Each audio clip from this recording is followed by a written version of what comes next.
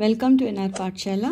Today we'll be discussing question answers of poem Chutukugalu, Class 6 Tili Kannada. Abhyasa.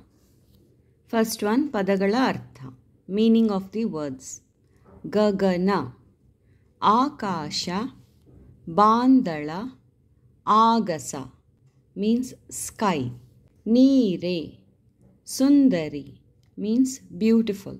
Bottu, Tilaka, means bindi. Mugilu, Moda, means clouds.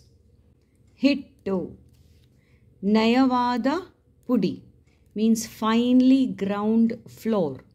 Yelubu, Moole, means bone. Chikke, Nakshatra, Tare, means stars. Munjane, Surya Udaisuva Samaya, means dawn time, when the sun is rising. Sojiga, Vismaya, Ascharya Vishaya, means surprise, surprised activity or a matter. Hinju, Bidisu, Higgisu, means to detangle or to separate. Second one, ಪ್ರಶ್ನೆಗಳು. ಈ ಕೆಳಗಿನ ಪ್ರಶ್ನೆಗಳಿಗೆ ಒಂದು ವಾಕ್ಯದಲ್ಲಿ ಉತ್ತರಿಸಿ. So questions are given, you have to write in one sentence, ಒಂದು ವಾಕ್ಯದಲ್ಲಿ ಉತ್ತರಿಸಿ. ಫಸ್ಟ್ ಕ್ವೆಶ್ಚನ್, ಆಗಸದ ಹೊಲದಲ್ಲಿ ಏನನ್ನು ಬಿತ್ತಿದೆ? ಸೊ ಆಗಸ ಇಸ್ ಅ ಸ್ಕೈ, ಹೊಲದಲ್ಲಿ means a land, a farm land. The poet is imagining that in the sky, now he's imagining the sky as a land, and in that land what is sowed? ಏನನ್ನು ಬಿತ್ತಿದೆ? Answer, ಆಗಸದ ಹೊಲದಲ್ಲಿ ಚಿಕ್ಕೆಗಳನ್ನು ಬಿತ್ತಿದೆ. So in the sky that is referred to as a land, what is sowed? ಚಿಕ್ಕೆಗಳನ್ನು ಬಿತ್ತಿದೆ, means stars are sown over there. So instead of ಏನನ್ನು, you replace it by ಚಿಕ್ಕೆಗಳನ್ನು. Second question, ಬಿಳಿ ಮುಗಿಲ ಹತ್ತಿಯನ್ನು ಹಿಂಜಿದವರು ಯಾರು? ಬಿಳಿ ಮುಗಿಲ, ಬಿಳಿ ಮೀನ್ಸ್ ವೈಟ್ ಕ್ಲೌಡ್ಸ್, ಹತ್ತಿಯನ್ನು, so the clouds are like white cotton. Who separated them? Answer is, ಬಿಳಿ ಮುಗಿಲ ಹತ್ತಿಯನ್ನು ಹಿಂಜಿದವರು ಸೂರ್ಯ. So the sun is the one which separates the clouds there, or detangles the clouds on the sky. So here instead of yaru, replace with surya. Third question, ಕಂದನು ಹುಡುಗನಿಗೆ ಎಂತಹ ಕೋಳಿ ತೋರುವೆನು ಎಂದನು? ಕಂದನು ಹುಡುಗನಿಗೆ, that is a boy to his friend. He says that he will show a different type of chicken. So the question is, ಎಂತಹ ಕೋಳಿ, what type of chicken he will show did he say to his friend? Answer, ಕಂದನು ಹುಡುಗನಿಗೆ ಎಲುಬು ಇಲ್ಲದ ಕೋಳಿಯನ್ನು ತೋರುವೆನು ಎಂದನು. So the boy told his friend that he will show a chicken without bones. ಎಂತಹ ಕೋಳಿ? ಎಲುಬು ಇಲ್ಲದ ಕೋಳಿಯನ್ನು. So instead of ಎಂತಹ, you have to replace with ಎಲುಬು ಇಲ್ಲದ ಕೋಳಿಯನ್ನು ತೋರುವೆನು ಎಂದನು. ಫೋರ್ತ್ ಕ್ವೆಶ್ಚನ್, ಹುಡುಗನು ಕಂದನ ಮನೆಗೆ ಏಕೆ ಹೋದನು? Why did the boy go to ಕಂದನ ಮನೆ, that is to Kanda's house? Answer, ಎಲುಬು ಇಲ್ಲದ ಕೋಳಿಯ ನೋಡಲು ಹುಡುಗನು ಕಂದನ ಮನೆಗೆ ಹೋದನು. So the boy went to Kanda's house to see the chicken which does not have the bones. So ಎಲುಬು ಇಲ್ಲದ, without the bones, ಕೋಳಿಯ ನೋಡಲು, to see the chicken, ಹುಡುಗನು ಕಂದನ ಮನೆಗೆ ಹೋದನು. ಫಿಫ್ತ್ ಕ್ವೆಶ್ಚನ್, ಕಂದನು ಹುಡುಗನಿಗೆ ತೋರಿಸಿದ ಸೋಜಿಗದ ಕೋಳಿ ಯಾವುದು? ಕಂದ to the boy, what type of strange chicken did he show to that boy? Answer, ಕಂದನು ಹುಡುಗನಿಗೆ ತೋರಿಸಿದ ಸೋಜಿಗದ ಕೋಳಿ ಮೊಟ್ಟೆ. ಇದು ಕಂದ, he showed a very strange koli. He promised, no, without any bones I will show you one chicken. So what type of chicken did he show? He showed one motte. He showed one egg to his friend, that is huduganige.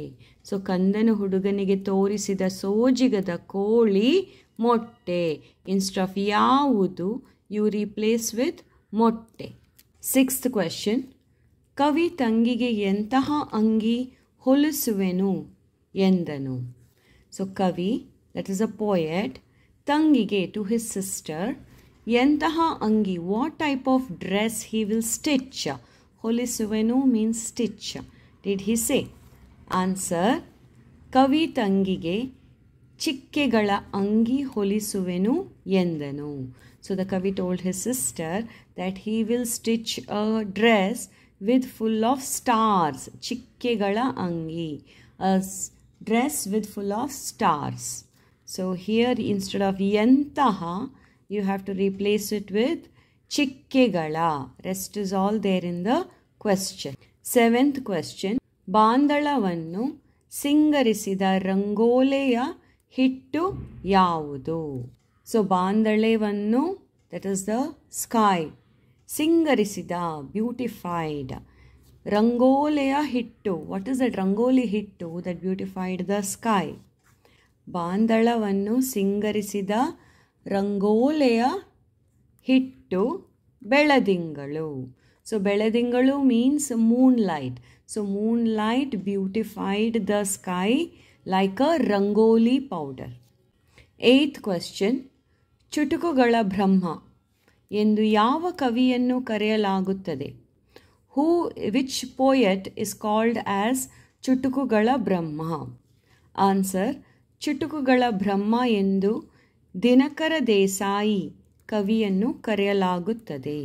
So ಚುಟುಕುಗಳ Brahma, who was called Dinakara Desai. So instead of ಯಾವ, you replace it with Dinakara Desai. Rest all is there in the question. ಕೆಳಗಿನ ಪ್ರಶ್ನೆಗಳಿಗೆ 2-3 ವಾಕ್ಯಗಳಲ್ಲಿ ಉತ್ತರಿಸಿ. So down questions are there. You have to answer in 2 or 3 sentences. First question. ಆಗಸದಲ್ಲಿ ಸೂರ್ಯನ ಕೆಲಸಗಳನ್ನು ಕವಿ ಏನೆಂದು ವರ್ಣಿಸಿದ್ದಾರೆ? How does the poet describe the work of the sun in the sky? Answer. ಆಗಸವೆಂಬ ಹೊಲದೊಳಗೆ ರಾತ್ರಿ ನಕ್ಷತ್ರಗಳನ್ನು ಬಿತ್ತಿದಾಗ ಮುಂಜಾನೆ ವೇಳೆಗೆ ಬಿಳಿ ಮುಗಿಲಂತೆ ಹತ್ತಿ ಹರಡುತ್ತದೆ. ಈ ರೀತಿ ಹತ್ತಿ ಸ್ವಚ್ಛಗೊಳಿಸಿದವರು ಯಾರೆಂದರೆ ನಮಗೆಲ್ಲ ಸದಾ ಬೆಳಕು ಹಾಗೂ ಶಕ್ತಿ ನೀಡುತ್ತಿರುವ ಸೂರ್ಯ ಎಂದು ಕವಿ ಸೂರ್ಯನ ಕೆಲಸವನ್ನು ವರ್ಣಿಸಿದ್ದಾರೆ. So here the poet is telling at night, ರಾತ್ರಿ, what happens? ಆಗಸವೆಂಬ ಹೊಲದೊಳಗೆ. So the sky which is now like a field, okay, in the night ನಕ್ಷತ್ರಗಳನ್ನು ಬಿತ್ತಿದಾಗ, so in the night when they sow the stars in the field of the sky, ಮುಂಜಾನೆ early morning time ವೇಳೆಗೆ ಬಿಳಿ ಮುಗಿಲಂತೆ ಹತ್ತಿ ಹರಡಿರುತ್ತದೆ. Like a white cloud, the cotton is spread on the sky. ಈ ರೀತಿ ಹತ್ತಿ ಸ್ವಚ್ಛಗೊಳಿಸಿದವರು ಯಾರೆಂದರೆ, ಸೊ ನಾವು in this way, who cleans that cotton? ನಮಗೆಲ್ಲ ಸದಾ ಬೆಳಕು ಹಾಗೂ ಶಕ್ತಿ ನೀಡುತ್ತಿರುವ ಸೂರ್ಯ. So who cleans the cotton in the morning? ನಮಗೆಲ್ಲ ಸದಾ ಬೆಳಕು, who gives always light and strength is who? ಸೂರ್ಯ ಎಂದು ಕವಿ ಸೂರ್ಯನ ಕೆಲಸವನ್ನು ವರ್ಣಿಸಿದ್ದಾರೆ. So like this the poet has described R explained the work of the sun. Second question. ಸೋಜಿಗದ ಕೋಳಿ ಯಾವುದು, ಏಕೆ? Now what is the sojigada koli? Sojigada means very strange or surprising chicken. And why it is so strange? ಸೋಜಿಗದ ಕೋಳಿ ಎಲುಬಿಲ್ಲದ ಮೊಟ್ಟೆಯಾಗಿದೆ. ಏಕೆಂದರೆ ಕೋಳಿ ಮೊಟ್ಟೆಗೆ ಮೊದಲು ಎಲುಬು ಇರುವುದಿಲ್ಲ. ಅದು ಪ್ರಾಥಮಿಕ ಬೆಳವಣಿಗೆಯ ಹಂತದಲ್ಲಿರುತ್ತದೆ. ಸೊ ಸೋಜಿಗದ ಕೋಳಿ What is that Sojigada Koli? What was the strange Koli without the bones? It was the motte. So motte agide. And why it is so strange? Because ekendare. Now they are explaining why the egg is called as a Sojigada Koli. Because ekendare Koli mottege modalu elubu iruvudilla. So when the chicken is like an egg in the first stage of development, that time there the bones will not be there. Adu prathamika ಬೆಳವಣಿಗೆಯ ಹಂತದಲ್ಲಿರುತ್ತದೆ. So it is in the primary stage of development. So prathamika means primary stage of ಬೆಳವಣಿಗೆ means development. Third question. ಬಾಂದಳವು ಹೇಗೆ ಸಿಂಗಾರಗೊಂಡಿದೆ ಎಂದು ಕವಿ ವರ್ಣಿಸಿದ್ದಾರೆ. How does the poet describe the sky? How it has decorated itself? Answer. ಬಾಂದಳವು ಹನೆಗೆ ಚಂದಿರನೆಂಬ ತಿಲಕವನ್ನು ಇಟ್ಟು ಬೆಳದಿಂಗಳು rangoli ಹಾಕಿದಂತೆ ಸಿಂಗಾರಗೊಂಡಿದೆ. So how does the poet describe the sky's makeup? Here Singara is makeup. Here the poet is telling ಬಾಂದಳವು, that is a sky, ಹನೆಗೆ ಚಂದಿರನೆಂಬ ತಿಲಕವನ್ನು ಇಟ್ಟು. So ಹನೆಗೆ means in the forehead, ಚಂದಿರನೆಂಬ ತಿಲಕವನ್ನು. Tilaka means a bindi. So the sky has kept the moon as the bindi on its forehead. And ಬೆಳದಿಂಗಳು rangoli ಹಾಕಿದಂತೆ ಸಿಂಗಾರಗೊಂಡಿದೆ. So the sky beautified itself as though they have put rangoli around it. ಈ ಕೆಳಗಿನ ಹೇಳಿಕೆಗಳಿಗೆ 4 ಪರ್ಯಾಯ ಉತ್ತರಗಳನ್ನು ನೀಡಿದೆ. ಅವುಗಳಲ್ಲಿ ಸರಿಯಾದುದನ್ನು ಆರಿಸಿ ಬರೆಯಿರಿ. So here fill in the blanks are given and 4 options are given here. So here they are saying 4 ಪರ್ಯಾಯ ಉತ್ತರಗಳು. And in that you have to pick ಸರಿಯಾದುದನ್ನು ಆರಿಸಿ. Pick out the right answer and fill in the blank. So first one, ಬಿಳಿ ಮುಗಿಲ ಹತ್ತಿ ಎಂದರೆ. What is the white cloud, cotton here mean? Here it means first one is Moda, Akasha, Chikke, Surya. So the answer is Moda. So Bili Mugila Hatti endare Moda. Second one, Yelubu illada Koli endare. What is the chicken without the bone here?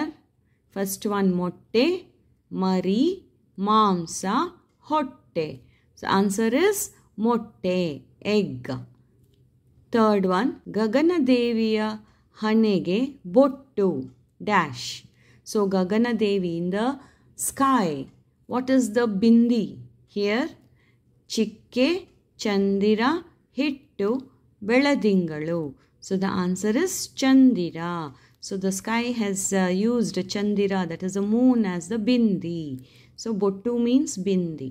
So answer is Chandira. Third, Bhashabhyasa, that is language activity A. ಇಲ್ಲಿರುವ ಆ ಪಟ್ಟಿಯ ಪದಗಳಿಗೆ ಬ ಪಟ್ಟಿಯ ಪದಗಳನ್ನು ಹೊಂದಿಸಿ ಬರೆಯಿರಿ. So you have 2 lists over here. This is a ಪಟ್ಟಿ, ಬ ಪಟ್ಟಿ. ಹೊಂದಿಸಿ ಬರೆಯಿರಿ means match the following. ಬಾಂದಳ means Akash, sky. ಬೊಟ್ಟು is tilaka means bindi.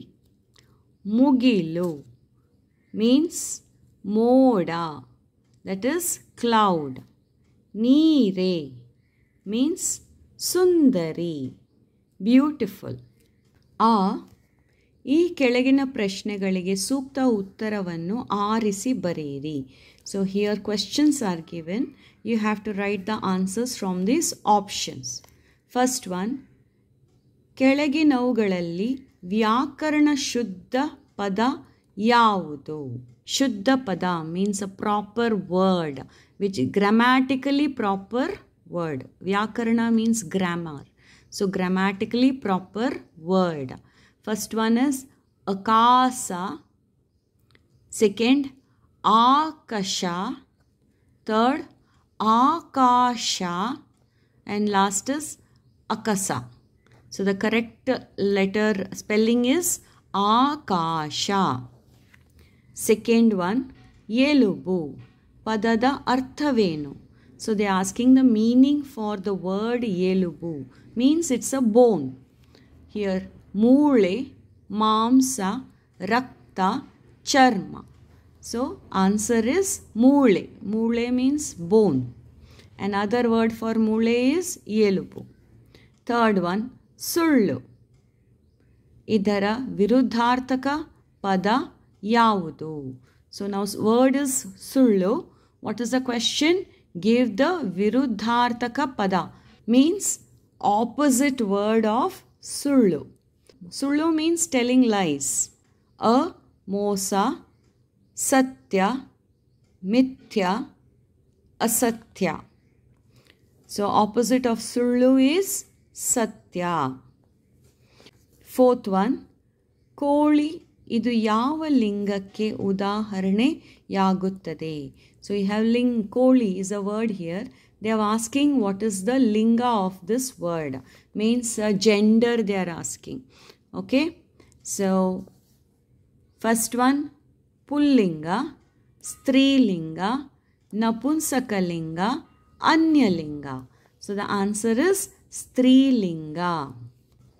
ಈ ಪದಬಳ್ಳಿ ಪದ ಒಂದು ವಸ್ತುವನ್ನು ಪ್ರತಿನಿಧಿಸುತ್ತದೆ.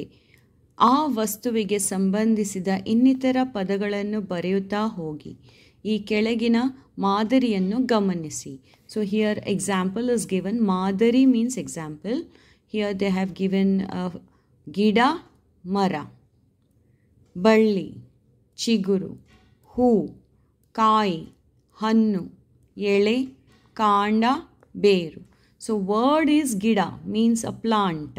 So you have to write all the words that are related to the plant.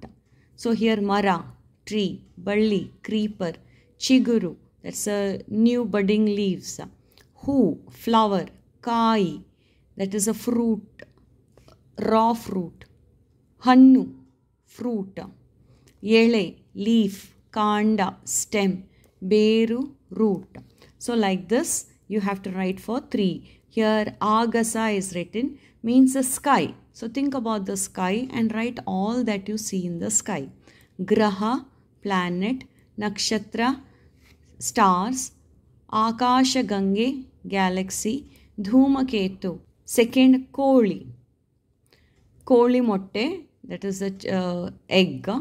Koli pille, baby chickens. Hunja, hunja is a male chicken. Third, hola. Hola means field. So mannu, mud. Bija, seeds. Ulume, plowing. Bele, crops. Davasa dhanya, that is all the different types of crops that are grown in the field. Thank you, children.